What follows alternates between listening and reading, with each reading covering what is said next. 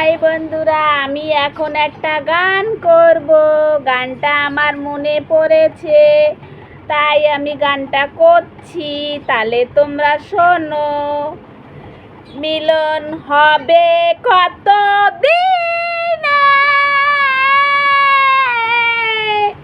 আমার মনের মানুষের সনে, আমার মনের মানুষের সনে মিলন হবে কত দিনে, মিলন হবে কত দিনে আমার মনের মানুষের সনে, আমার মনের মানুষের সনে মিলন হবে কত দিনে।